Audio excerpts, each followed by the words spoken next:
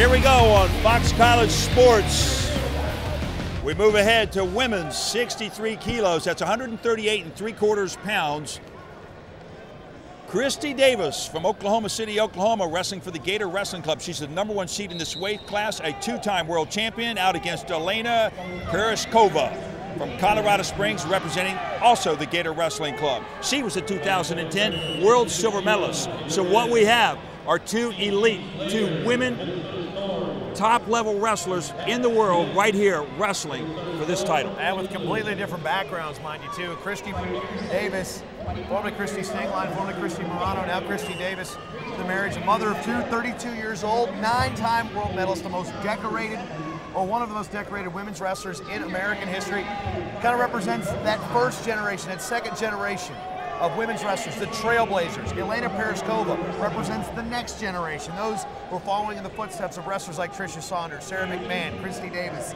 So it's not exactly the old and the new here, but you've got wrestlers that have been in the World Championship Finals. Pirozhkova, 24 years old, had a chance to make the World Championship Finals last year in her country where she was born. Born in Russia, made the championships in Moscow. You're never so close to winning a championship, and Davis has won the Worlds twice. So what you're going to watch from Davis is her judo-like throws, foot sweeps, arm drags. She's got a bag of tricks, and she's not afraid to use them, Van. Kristie Davis is a 10-time U.S. World Team member, a 9-time national champion from this tournament right here, Jason. And you talk about veteran experience. Wow, 2-time world champion, she has got it. But as you said, Pirozhkova, she is right there in the thick of things here in 2010, 2011. 24 years of age, and you have to say the best part of her future just might very well be ahead of her. Yeah, really starting to emerge, a 2-time world university champion. From her feet, she's dangerous with the kind of an over-under tie and likes that inside trip stepping through. Davis knows this, and Davis is gonna work that 2-on-1 tie to the near side and try to set up those arm throws. She's dangerous with it, maybe an arm spin, arm throw, open things up for a foot sweep. But right now we haven't had any scoring, and we're gonna see our first ball draw. Let's explain this now. Here in freestyle wrestling with both the men and the women, if that period comes to a close, 0-0, in the first period, it will be the wrestler in the red singlet who will come over and do the draw of the ball from the bag. They can't see. This is pure random, pure choice. Mike Swisher, the referee, holds the ball up. That was drawn by Kristie Davis, and it is blue.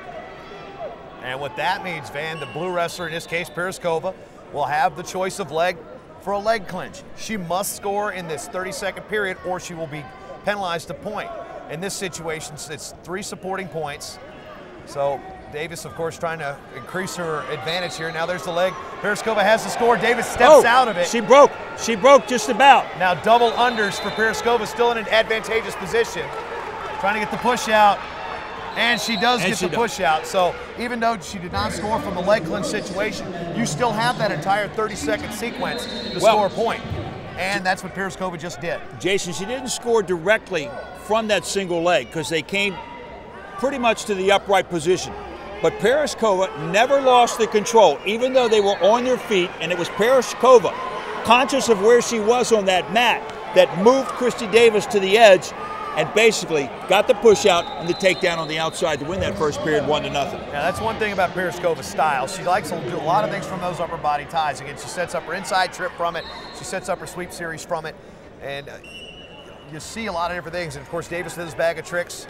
Learns a few of them from her coach at Oklahoma City University, Archie Randall, and her husband, Link Davis, in the corner, while Pirozhkova, cornered by Joe Corso, and U.S. assistant women's coach Erin Tomio, who knows a little bit about world teams. She's made a couple of them with her former teammate Kristie Davis.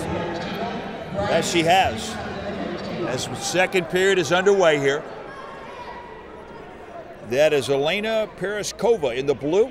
She won that first period 1-0, and Kristie Davis in the red singlet. World-class competitors right here in this open competition in Public Hall in Cleveland, Ohio. We're glad you could be with us. I'm Van Stokes along with Jason Bryant. And Davis made several world teams at 3 different weights. She's made it at 63, 67, and 72. Last year, made the return to the mat, made the world team at 67. Now coming down to the Olympic weight at 63, a weight she hadn't been at since the 2004 U.S. National. So it's 7 years since she's been at this competition weight. Still scoreless. And you know, we talk about stamina, we talk about strength, we talk about technique. And when you've been around, a lot of that can kick in, but stamina is something that doesn't take talent to work on. I mean, that's just a matter of building that capacity, that lung, that endurance. And right now, that could become a factor. We're 0-0 here in the second period. This is clearly a case of Pirozhkova and Davis knowing each other and how they wrestle, staying away from certain things. There's a bad shot countered by Davis. She could not get behind. She got behind and couldn't counter now. Got to know where the edge is. Pirozhkova wisely circling back to the center. That was Davis's best chance to score here in the second period. We're under 15 seconds right now, Jason. This is the way this one could end, 0-0, just as the first period ended. So the second one could end in the same way. And it appears we are headed back to the bag for the ball draw. And this period, Pirozhkova will walk over. And if we get to it, the third period will be the referee. That is if we don't score any points, technical points, in the third period. So let's see what Pirozhkova draws out. And she draws out blue. This time drew out her own color. Kristie Davis drew out blue. And now Pirozhkova draws out blue. She's going to have the single leg clinch opportunity again. Now, if you're Pirozhkova, you're going to think I didn't maximize my chance when I had it the first time. This time, I'm coming hard against Kristie Davis. She does so. She can win the national championship. There's the leg. Davis posts out and gets her leg out again, and it's Pirozhkova with those double unders, and Davis gets free, unlike last period. Now it's 20 seconds of blocking for Davis. They're in the neutral position now. You can forget that single leg. Pirozhkova has to score. We're looking at a third period. Now jumping ahead, there's that inside trip she tried to set up from that front headlock. Tries it again, drops Davis down to her butt. Pirozhkova has to move if she wants to score. She can't get around. Seconds tick away. Did it go off the clock or not? It looked like there was 1 second. Close. It was 1 second. So it looked from this seat right here. There was 1 second left to go on the clock when Pirozhkova got around behind. And here comes the challenge. Link Davis going to throw in the challenge brick. He insists time was out. Looked very close, man. I'll be honest. Close, I wasn't looking at the clock. I was watching the action. Jason, I had a direct line on the clock.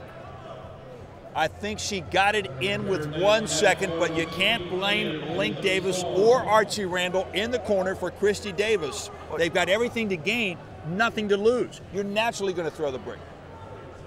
Well, in this situation, you know, we've seen it go to the ball draw here twice, so we're going to see what's going on with the big board here.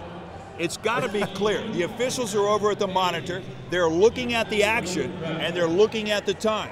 Like in basketball, you're going to come down to those final portions of the game. You're going to take a look at the clock. You're going to make sure it's right. But I honestly thought that Pirozhkova got that in. Well, you can see the clock on the screen. The question is, when is control? Is it when they award it? So let's see. And the so they're conference done. They're done with the review. They come back out to the mat. Well, let's see what they come up with. All right, let's see what they've come up with here. I think they said 1 on the mat, and then it was the chairman that called it. We had a 1 confirmed, so time was in. So Pirozhkova, both times, loses the leg on the leg clinch, and both times scores. The percentages of that are so low, man. You don't see it. Usually if you don't have that, if you lose that leg, you've lost that period. Well, Pirozhkova made the best of her opportunity, no two ways about that. She becomes our national champion at 63 kilos.